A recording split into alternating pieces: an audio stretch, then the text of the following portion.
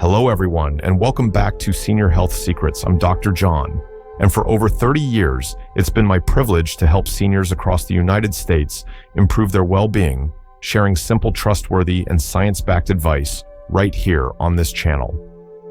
Now, I have a question for you today.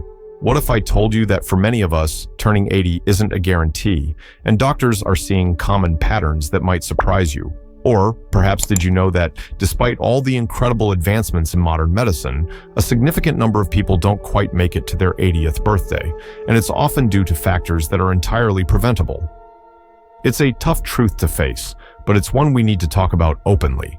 Today, we're going to dive into some of these hard realities, but more importantly, we're going to uncover the vital secrets, drawing on the wisdom of those who have not only reached 80, but are thriving beyond it, that can help you not just reach that milestone, but truly flourish.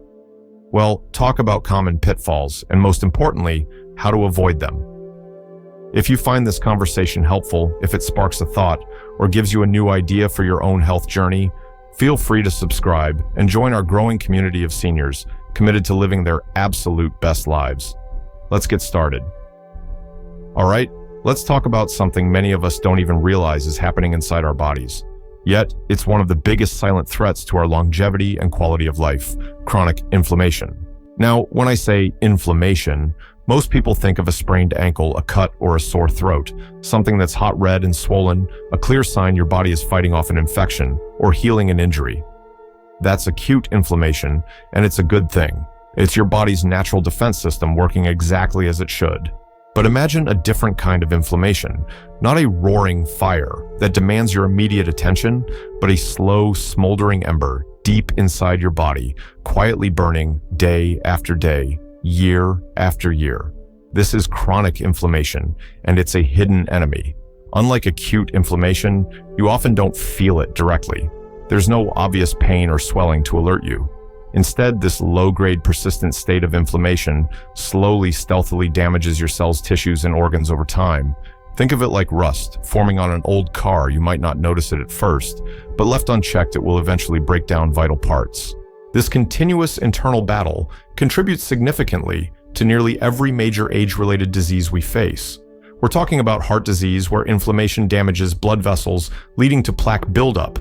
It plays a role in type 2 diabetes by affecting insulin resistance. It aggravates arthritis, making joints stiff and painful. And increasingly, we understand its profound link to cognitive decline, including conditions like Alzheimer's and other forms of dementia. It's like your body is constantly running a low-level fever, draining your energy, and slowly wearing down its systems. I've seen this play out with so many patients over the years. Take Mary, for example. For years, she complained of just feeling off. Low energy, persistent aches, foggy thinking, and a general sense of not being herself. Doctors would run tests, but nothing seemed overtly wrong. It wasn't until we dug deeper into her lifestyle and dietary habits that we started to connect the dots to chronic inflammation. She wasn't dealing with a specific illness, but her body was in a constant state of low-level alarm. By making simple changes, her energy returned. Her aches subsided, and her mind felt clearer. It truly highlighted how something you can't see can have such a profound impact. So, what can we do to put out this slow-burning fire? The good news is a lot of it is within our control, and it comes down to simple, everyday choices. First, let's talk about your plate. What you eat has a direct and powerful impact on your body's inflammatory response. We want to focus on foods that are anti-inflammatory.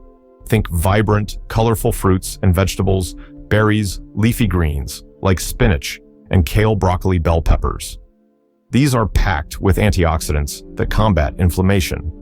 Healthy fats are also crucial: avocados, olive oil, and the omega-3s found in fatty fish like salmon and sardines.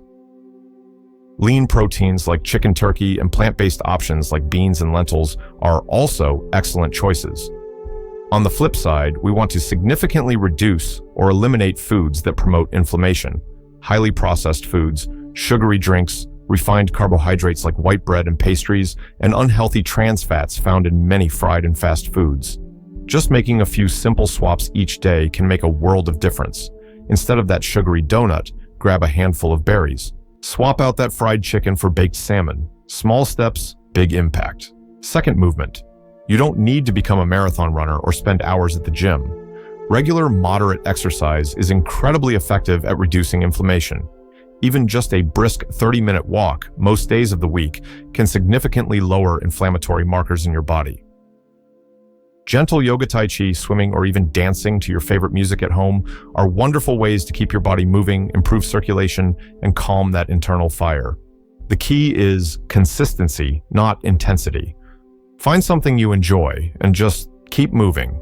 And third, don't underestimate the power of stress management. Chronic stress directly triggers the release of hormones that fuel inflammation in your body. Learning to manage stress isn't about eliminating it entirely, that's impossible, but about changing your body's response to it. Simple techniques like deep breathing exercises, spending time in nature, listening to calming music, or engaging in hobbies you love can help regulate your nervous system and reduce inflammatory responses. Even a few minutes of quiet reflection each day can make a difference. Understanding chronic inflammation is just one piece of the puzzle, albeit a very big one. What if I told you that our emotional connections, or perhaps the lack thereof, play just as crucial a role in how long and how well we live? It's a surprising truth that modern medicine is only just beginning to fully appreciate, and it often holds more sway than we realize. That's right. While we focus a lot on what we eat and how much we move, there's another critical factor that deeply impacts our health and longevity, and it's one that often goes unaddressed, yet it's as vital as anything else: the profound power of social connection and a sense of purpose. We're living in what many experts are calling a loneliness epidemic, especially among seniors. It's a quiet crisis, often hidden, but its effects are anything but quiet on our health. For too long, loneliness has been seen as merely an emotional state, a feeling that comes and goes. But research is increasingly showing that chronic loneliness and social isolation are as damaging to our physical and mental health as smoking 15 cigarettes a day or being obese. Think about that for a moment. It's not just a sad feeling. It literally impacts our bodies at a cellular level, contributing to increased inflammation, higher blood pressure, weakened immune systems, and a significantly higher risk of heart disease, stroke, and even premature death. It also has a devastating impact on our brain health, accelerating cognitive decline and increasing the risk of dementia. Our brains and bodies are simply not designed to thrive in isolation. We are inherently social creatures. I've seen firsthand how a lack of connection can diminish a person faster than any physical ailment. I remember a patient, Robert, who was fiercely independent his whole life. After his wife passed away and his children moved out of state, he slowly started to withdraw. He stopped going to his weekly card game, rarely answered the phone, and his once vibrant spirit seemed to dim. His physical health followed. He lost his appetite, his blood pressure spiked, and he just seemed to fade. Conversely, I've seen individuals blossom in their later years simply by finding new ways to connect. Consider Eleanor, who after retirement felt a bit lost. She started volunteering at a local animal shelter, forming bonds with other volunteers and finding immense joy in caring for the animals. Not only did her mood lift dramatically, but her energy levels soared, and she reported feeling healthier than she had in years. It's like a plant needing light and water. We as humans need connection and purpose to truly flourish. Without it, we wither. So how do we combat this loneliness epidemic and cultivate meaningful connections and purpose in our lives? It's often simpler than you might think, and it doesn't require grand gestures, just consistent effort. First, community engagement. Look for opportunities to join clubs, groups, or activities that align with your interests. Whether it's a book club at the library, a weekly walking group, a bridge club, or a senior center, actively seeking out these communities can open doors to new friendships. Consider volunteer work. Giving back to your community not only connects you with like-minded people, but also provides a powerful sense of purpose, which is another vital ingredient for well-being. Faith-based organizations often offer robust community support and activities. Even just being a regular at your local coffee shop or park can create casual but meaningful social interactions. Second, think about intergenerational connections. Spending time with younger generations can be incredibly enriching for both sides. If you have grandchildren, make an effort to be actively involved in their lives, sharing your stories and wisdom. If not, consider mentoring programs, tutoring, or simply striking up conversations with younger folks in your neighborhood or at community events. Their energy and fresh perspectives can be invigorating, and your life experience is invaluable to them. Third, leverage technology wisely. While we emphasize in-person interaction, technology can be a wonderful bridge for connecting with distant family and friends. Regular video calls with children or grandchildren, or joining online groups focused on your hobbies can help maintain relationships and reduce feelings of isolation. But remember, technology should supplement, not replace real-world interactions. And finally, finding your purpose. Beyond just social connection, having a sense of purpose is incredibly powerful. This doesn't have to be some grand life-altering mission. It can be something as simple as tending a garden, learning a new language, taking up painting, or teaching a skill you've mastered to someone else. It's about having something to look forward to, something that engages your mind and spirit and makes you feel needed and valued. This sense of contribution and meaning keeps your mind active and your spirit engaged, which in turn feeds your physical health. While connecting with others and finding purpose are absolutely vital, what we put into our bodies, and critically how we think about what we put in, also holds profound implications for our longevity, especially when it comes to a silent threat many of us simply ignore or misunderstand. Let's explore why our daily meals might be undermining our health without us even realizing it. All right, let's talk about food again, but from a slightly different angle. We've discussed how certain foods fuel inflammation, but there's a broader and often overlooked issue concerning nutrition. In our senior years, the paradox of nutritional gaps. It's a common misconception that as we age, our nutritional needs decrease. In reality, while our calorie needs might slightly diminish due to slower metabolism and often less physical activity, our needs for nutrients, the vitamins, minerals, and proteins essential for keeping our bodies running, actually remain high and in some cases even increase. This creates a peculiar paradox. On one hand, I see many seniors who often unintentionally suffer from undernutrition. Their appetites might have decreased, they might find cooking for one less appealing, or they might simply be choosing foods that are easy and comforting, but lack vital nutrients. This leads to unintentional weight loss, muscle wasting, and a weakened immune system, leaving them vulnerable to illness and slower recovery. I often hear, "I'm just not as hungry as I used to be," or "It's too much trouble to cook a full meal for myself." These seemingly innocent statements can mask a significant nutritional deficit. On the other hand, we have seniors who might be overeating, but they're doing so on unhealthy foods. They might be consuming too many processed snacks, sugary treats, or calorie-dense but nutrient-poor meals. This can lead to weight gain, but paradoxically, they can still be malnourished at a micronutrient level. They're getting enough calories, but not enough of the essential vitamins and minerals their bodies desperately need. Both scenarios, under-eating crucial nutrients or overeating empty calories, ultimately weaken the body and immune system, making it harder to fight off disease and truly live vibrantly, thereby shortening lifespan and reducing quality of life. I recall a patient, George, who came to me complaining of constant fatigue and muscle weakness. He was eating 3 meals a day, so it wasn't a matter of total calories. But when we looked closely at his diet, it was heavy on toast, sugary cereal, and frozen dinners. He was getting enough food, but not enough nutrition. We gradually introduced more lean protein, colorful vegetables, and healthy fats, and within weeks, his energy levels improved dramatically, and he felt stronger. It was a clear demonstration that it's not just about how much you eat, but what you eat. So how do we navigate this nutritional tightrope to ensure we're fueling our bodies optimally for longevity and vitality? First, and perhaps most importantly, prioritize nutrient density. Every bite counts. Focus on whole, unprocessed foods. This means a plate rich in diverse fruits and vegetables. Aim for a rainbow of colors to get a wide range of vitamins and antioxidants. Include lean protein at every meal. This is crucial for maintaining muscle mass, which naturally declines with age. Think chicken, fish, eggs, beans, lentils, and nuts. Good fats from sources like avocados, nuts, seeds, and olive oil are also essential for nutrient absorption and overall health.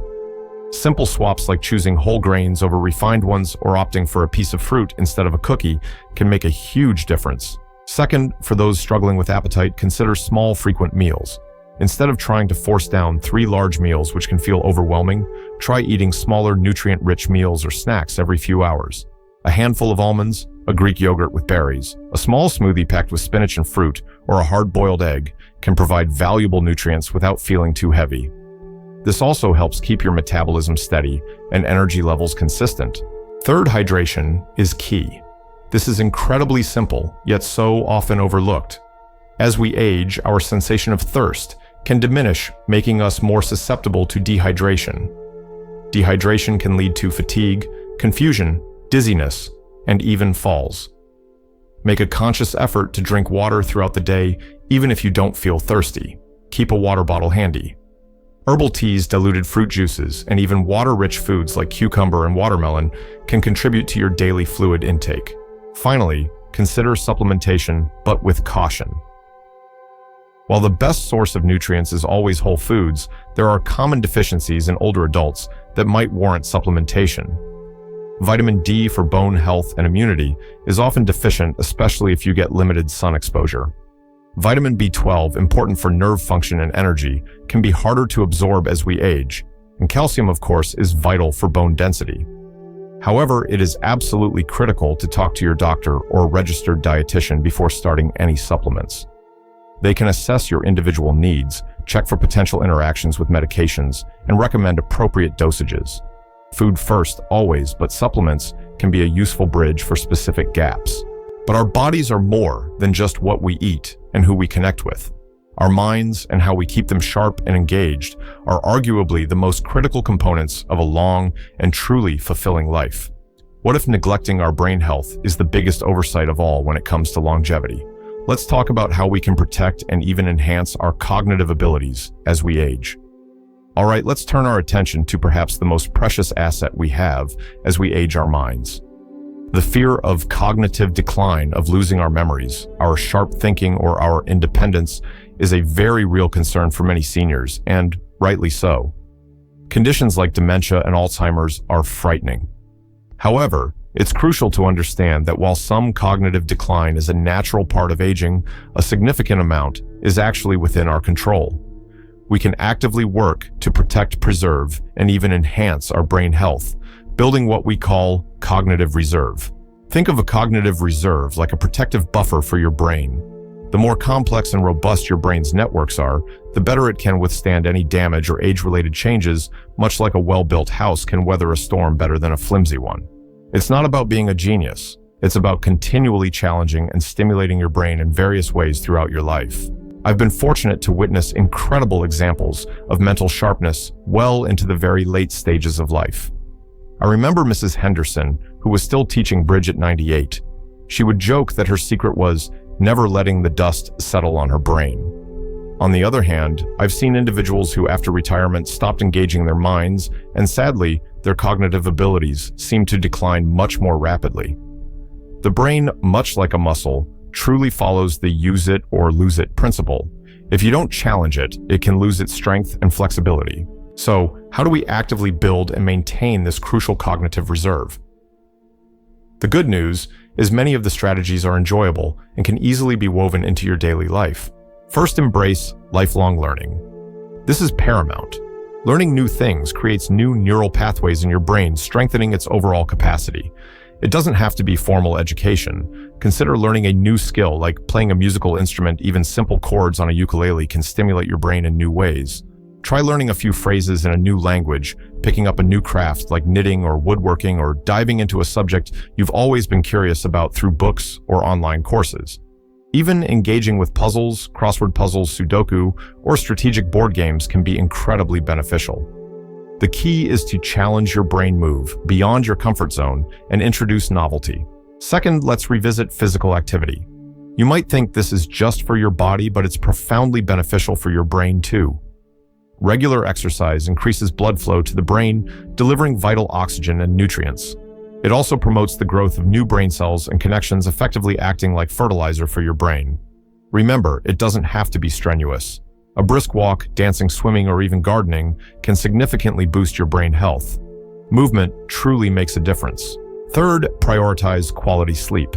This is often underestimated, but sleep is when your brain does its most important housekeeping. During sleep, your brain clears out metabolic waste products that accumulate during the day, which are linked to cognitive decline. It also consolidates memories and processes information. Aim for 7 to 9 hours of quality sleep each night. If you struggle with sleep, establishing a consistent sleep schedule, creating a relaxing bedtime routine, ensuring your bedroom is dark and cool, and avoiding screens before bed can all help. Fourth, continue to emphasize stress reduction. We touched on this with inflammation, but chronic stress is also a silent killer of brain cells. The constant release of stress hormones like cortisol can damage brain regions critical for memory and learning. Techniques we discussed earlier, deep breathing meditation, spending time in nature, or engaging in relaxing hobbies are equally vital for protecting your brain. Finding healthy ways to cope with life's inevitable stressors is a powerful act of self-preservation for your mind. And finally, let's briefly circle back to balanced nutrition for brain health. What's good for your heart is generally good for your brain. A diet rich in omega-3 fatty acids from fish like salmon, antioxidants from colorful fruits and vegetables, and healthy fats supports optimal brain function. Limiting processed foods and sugar helps reduce inflammation that can harm brain cells. These aren't just tips. They're the foundational pillars of a long, vibrant, and cognitively sharp life. I encourage you to choose just one of these suggestions this week, whether it's reaching out to an old friend you haven't spoken to in a while, trying a new healthy recipe for dinner, or tackling a crossword puzzle or a new learning challenge. Try it and then come back and let me know how it goes in the comments below. Your experience, your successes, even your challenges can truly inspire and help others in our community. 3. Conclusion and final call to action. 30-50 words. Remember, reaching 80 and thriving beyond it isn't just about luck. It's about making conscious choices today that build a healthier tomorrow. By focusing on reducing inflammation, fostering genuine connection and purpose, ensuring optimal nutrition, and actively protecting your brain health, you are truly paving the way for a vibrant, fulfilling future. Comment 1 if this video helped you in any way, and please don't forget to share this with someone you care about who might need to hear this message. Until next time, stay well, keep learning, keep connecting, and keep thriving.